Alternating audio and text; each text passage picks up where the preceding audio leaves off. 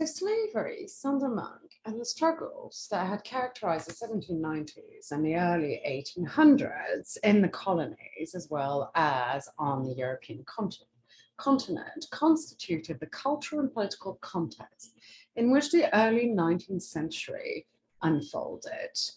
And this is the larger context in which Romanticism emerged. So Romanticism is an artistic movement more than a distinct ideology, and you can find the definition in your textbook.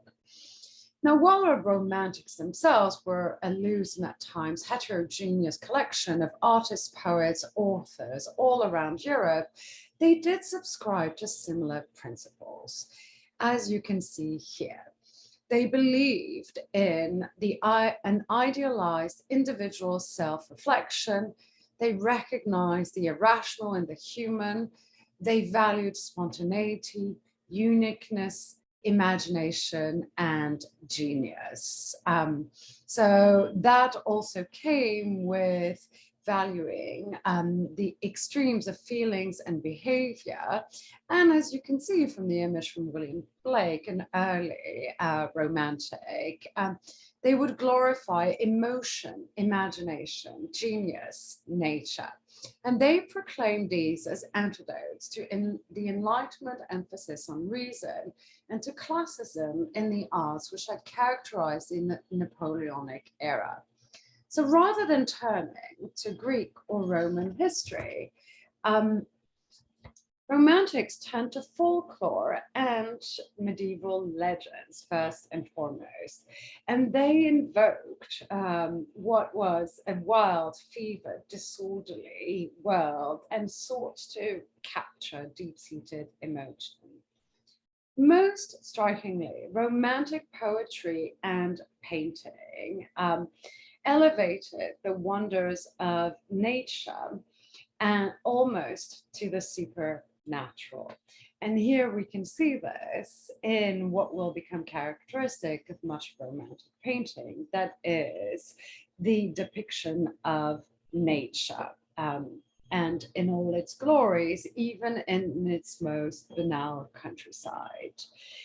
We can see this as well as poetry, as in William Wordsworth, who compared himself to a deer in one of his poems. And he often expressed anxiety about this coming industrial order, which we'll discuss later, and that was beginning to change the countryside.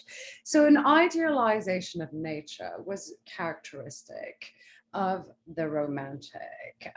In fact, that valuing of nature meant that painters did not just paint nature, but the ways in which nature was being transformed, as did Joseph Turner in this very famous painting, where you see this representation of the awe that is nature, sort of the gloomy and yet evocative skies, but also, as we can distinguish, the train coming on the rail track.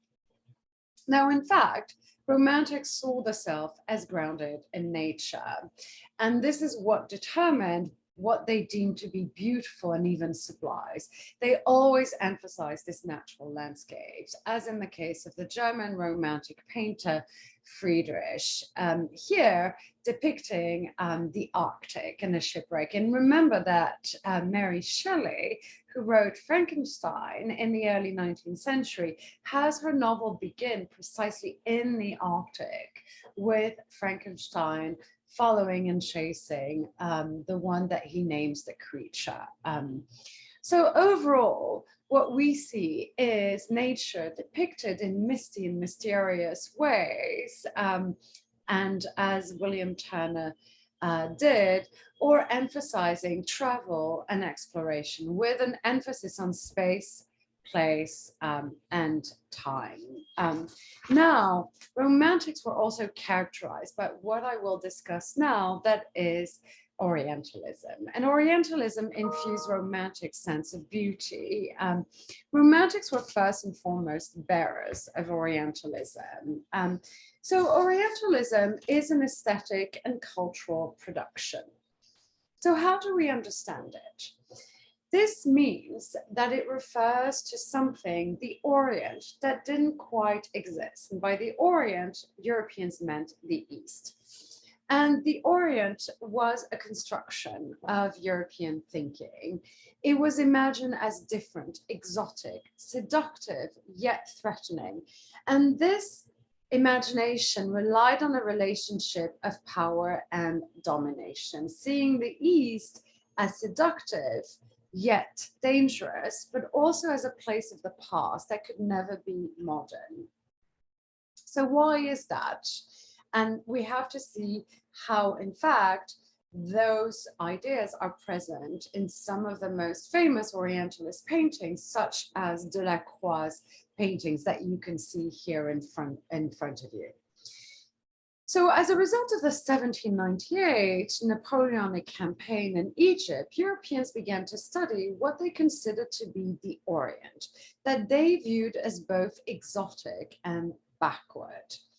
So scholars were often involved in this cultural project, as much as artists, poets, and novelists. And in fact, they set up professorships and entire departments to study and develop what they called Oriental studies. And in fact, they wanted to catalog this world and to understand why what they imagined to be the Orient had once been great was now plunged into barbarism.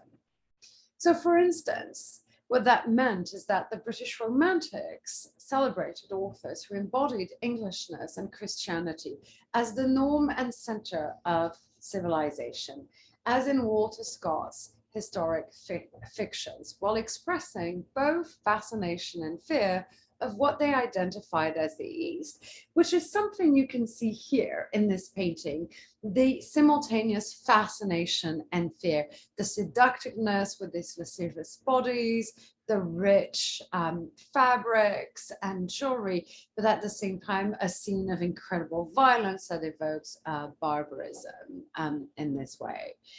So the East was a place of paradise lost, but also embodied fears of dissolution and contamination. And that in part has to do with historical developments. For instance, the English writer, De Quincey, published Confessions of an English Opium Eater in 1821 and described the East as the nexus of despotism, corruption, effeminacy, and infection. And this is the moment when the opium trade really develops as a result of European presence in the East and a market that Europeans want. Now, in the same manner, Mary Shelley's last novel, The Last Man, published in 1826, depicts a plague born in the East that destroys all of the humanities. So Orientalists were always involved in Orientalist aesthetics, and its most famous exemplars are Byron and Delacroix. Byron, an Englishman, and was in fact a lord, and he became a widely celebrated romantic poet, and he died a heroic death fighting for Greek independence. And in the midst of Napoleonic wars, he left Britain in 1809 for a 2-year trip through Spain, Portugal, Greece, and Turkey, which was then the Ottoman Empire. And he collected souvenirs and costumes that you can find in your textbooks. Now, Delacroix was also a very famous, maybe the most famous Orientalist painter, a Frenchman who depicted much of what we consider the East in his art, but at the same time is celebrated because he broke from classicism, emphasizing light and color.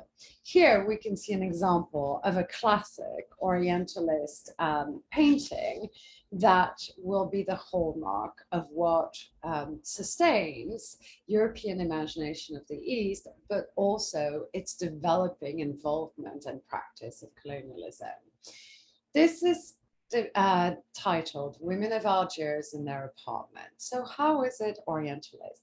First of all, This painting exists because France had been involved in the brutal and bloody conquest of the territory then later known as Algeria, across from France, across from the Mediterranean. And France conquered swiftly and brutally that entire territory, which was mostly Muslim. But not only, there were Jewish populations, varieties of peoples from Berbers to others. And here what you have is a classic Orientalist painting, because in some sense, it, without saying so, it celebrates the conquest of Algeria. That is, it depicts Algeria for the pleasure of Europeans who have stayed back home. It also depicts a relationship of power and domination, because it depicts what would have been an all-female space to which Europeans, and certainly not European men, would have access. And remember that part of what marks Orientalism is that notion of seduction and fascination. Here you have two beautiful women there for the European gaze, dressed in lavish costumes that are incredibly fascinating, but also incredibly luxurious, with also the invocation of a barbaric past, again, with on the side of the painting, the representation of what would have been an enslaved woman serving these women on the floor. And again, notice how blackness becomes associated with enslavement, as it is in these paintings. But notice as well how the relationship of fascination and seduction is also a way to mark the people in the territories that have been conquered and colonized as somewhat uncivilized. How do we know that? Because these beautiful, seductive women are also sitting on the floor. They do not embody the ideals of femininity that would have been the hallmark of European culture. And much of Delacroix will embody a contradiction that we've seen already in the Declaration of Rights of Man and Citizen, namely that one can celebrate freedom and independence while being involved in conquest and colonization, that one can celebrate freedom but also still uphold slavery, which had been reestablished by Napoleon and still practiced in France at the time, since it would not be abolished again until 1848, or at least the slave trade. So part of what we see is, again, the ways in which gender and race organize the meaning that Europeans give to their place in the world and their relationship in the world. And that will continue to characterize most of the modern age in the 19th and 20th century. So this will be something that will continue and will be a hallmark of European culture as it develops through industrialization and colonization. So while Delacroix can paint freedom, leading the people in this painting in 1830, the year that France conquers France. And this is such a famous painting that, in fact, the main female character, Liberty, will be on a stamp used by the French Republic up until the 20th century, while at the same time painting women in Algiers in their apartment in classic Orientalist and colonial fashion. And this is what we will discuss in the following weeks.